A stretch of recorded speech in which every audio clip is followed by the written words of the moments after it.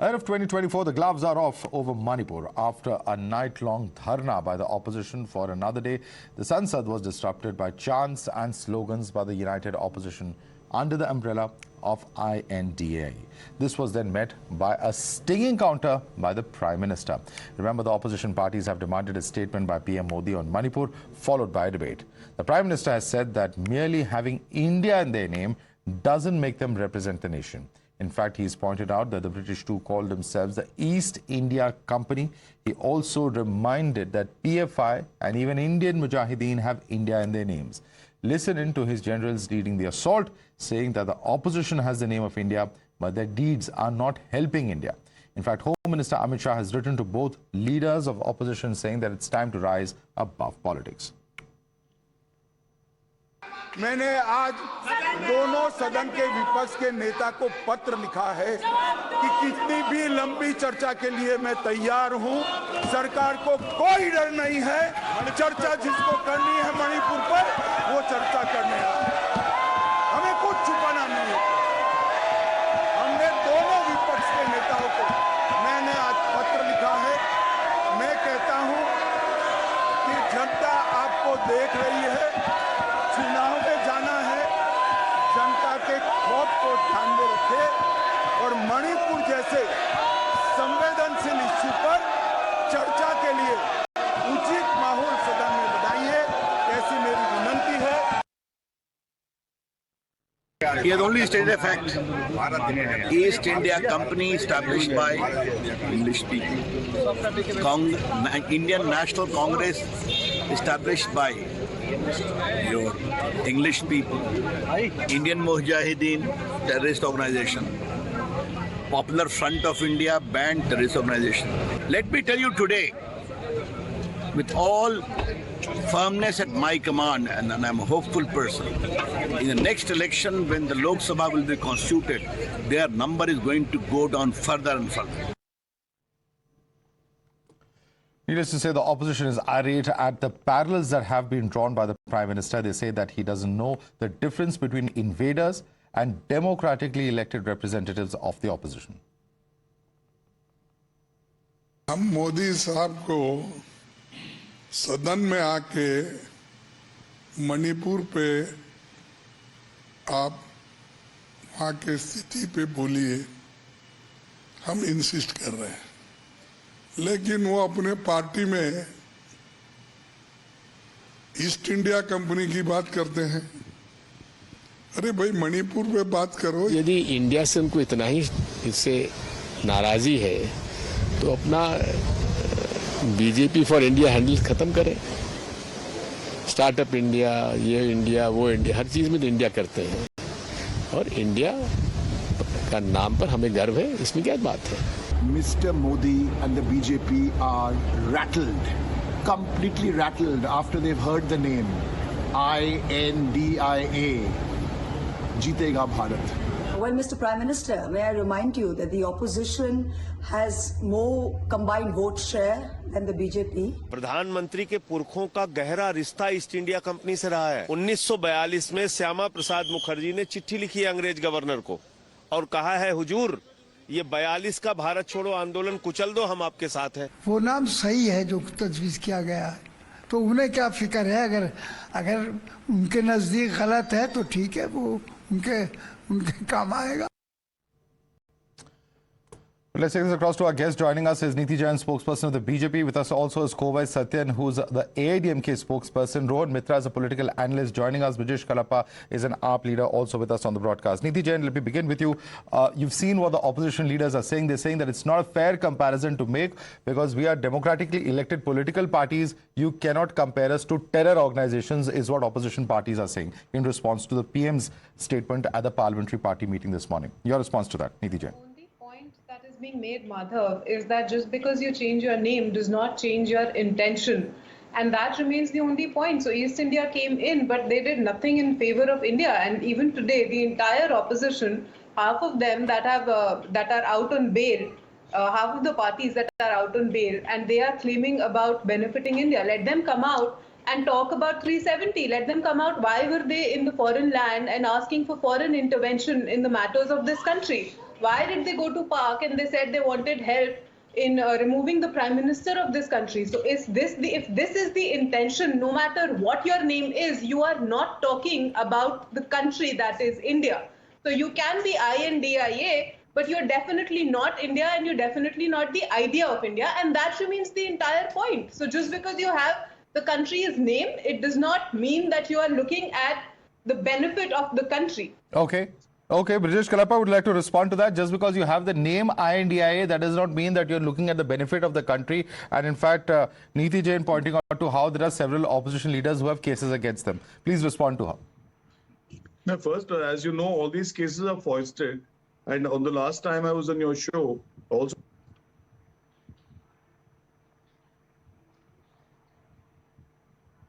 Yeah. The real partners of the Bharatiya Janata Party are actually the CBI, ED, and the IT. So therefore, I think as far as Sir, why don't you go to the court now? This is an I think it's impossible to kind of make a point to the Prime Minister, and we hope the Prime Minister gets it that he doesn't even have any legitimate political parties along with him. This is a sad part that the 38 parties Prime Minister is quoting are, many of them don't even have a single MLA or MP. Many of them are unrecognized political parties. So really, what is he doing with those 38 political parties? One. Two is that he must understand and appreciate that the combined vote share of India is far more than the BJP or its allies. I think if he understands this basic point, then I think another thing which the Prime Minister Honorable must do is that please get a new speechwriter, because you can't get a speechwriter and be the Prime Minister of India and still say bad things about India. I think the first thing is find out who your speechwriter is, and if he's saying something so nasty against his own country, of which he's the Prime Minister, I think it behoves very badly for the nation. Rajesh Kalapa, is he referring to India the country, or is he referring to India the alliance? Both are slightly different. I'm sure you would agree.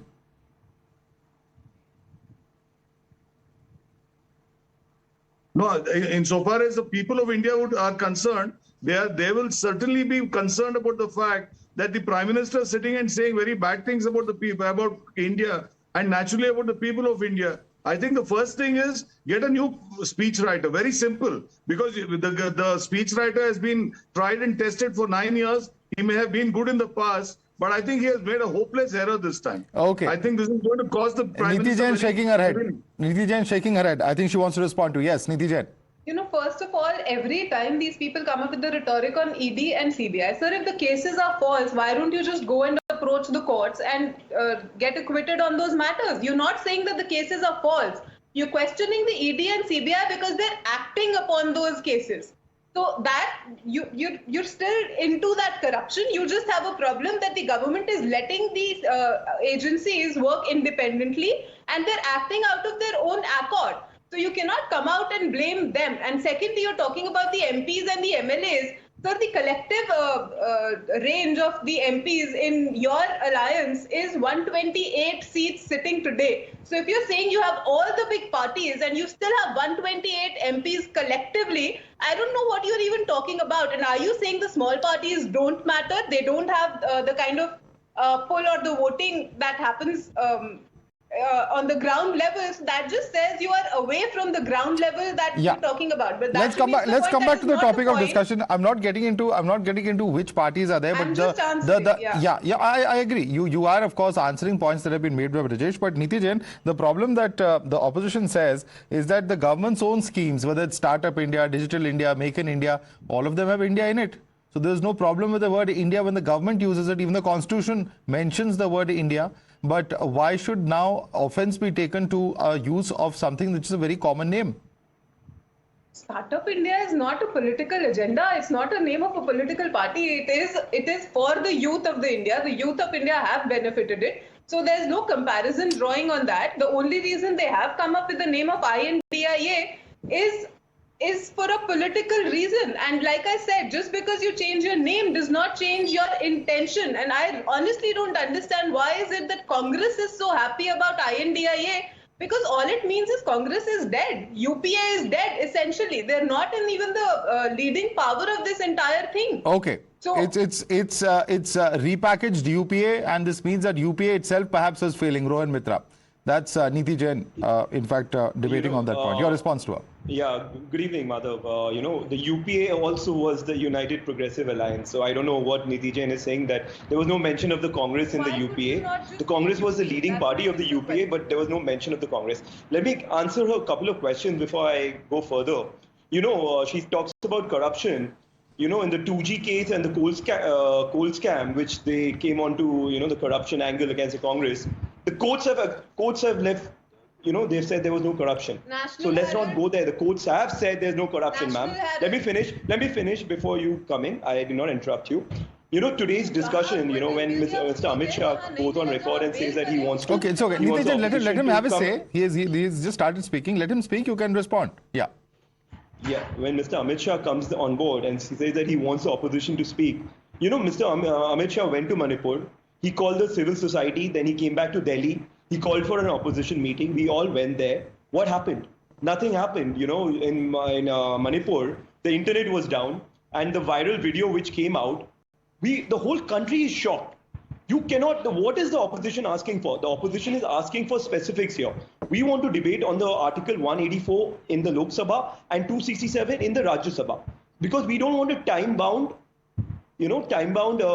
space. We want to have this discussion completely. Let the BJP minister speak. We want to speak. Let everyone speak. Why will it be a time-bound? We've seen the speakers in the Lok Sabha and the Rajya Sabha, the Vice President of India, who's the speaker in the Rajya Sabha, he's gone ahead and he's suspended a member from the AAP just for asking questions. So how can we put faith in a situation like this, where the time bound is controlled by people who are Pakistan? Okay, so you're essentially saying this is some kind of a diversionary tactic, because you're asking for the Prime Minister to come and speak in the House, and there in the midst of that comes this statement. I think it's a similar statement that Mr. Kharge also made a short while earlier. Niti Jain essentially saying that this is some kind of a diversionary tactic. Here the government is being sought to be accountable by the opposition, by the Prime Minister's speech being demanded by them inside the House on this particular issue of Manipur, which is a very important and perhaps in many ways, an extremely shocking video, etc., that has come to the fore. Therefore, this is just an attempt to sort of divert from that. Your response to that, Niti Jain? We honestly have no reason to divert from this topic. The government has said we are willing to speak about it at any length that is required. It is the opposition that may be asking the questions, but they are not willing to listen to the answers or the solutions. Even Piyush Goyal ji today said we are willing to discuss about this entire matter, but let's also discuss Rajasthan and Chhattisgarh, which you are running away from. Amit Shah ji has today said, I want to talk about this. He has written to both the heads of the opposition in Lok Sabha and Rajya Sabha that let's discuss this, let's be humane about this, let's talk about Manipur and let's have that discussion. You are stuck on certain criteria that only you know about. Why don't you get inside the house? Rohan, the Home Minister says you have to rise above. 1 second, I'm just quoting from the Home Minister's letter, which he has written to both Mr. Kharge and Mr. Chaudhary from the Lok Sabha and the Rajya Sabha, the leaders respectively of the Congress party, and he specifically said that this is a moment where the people of Manipur want to see India standing in solidarity with them, and therefore a message has to go out that we can rise above partisan differences, above party politics. That's the message coming in from the Home Minister. Madhav, there is a double-engine government going on. This is the Prime Minister goes around the country. He was in Karnataka. He talks about a double-engine sarkar. In Manipur, you have a BJP sarkar. You have a BJP chief minister who still hasn't been sacked, who still hasn't done anything. For the last 90 days, Madhav, it's not they want to talk about Rajasthan. They want to talk about Bengal. We would like to talk about Madhya Pradesh. We would like to talk about Haryana. We would like to talk about UP, where people are being raped.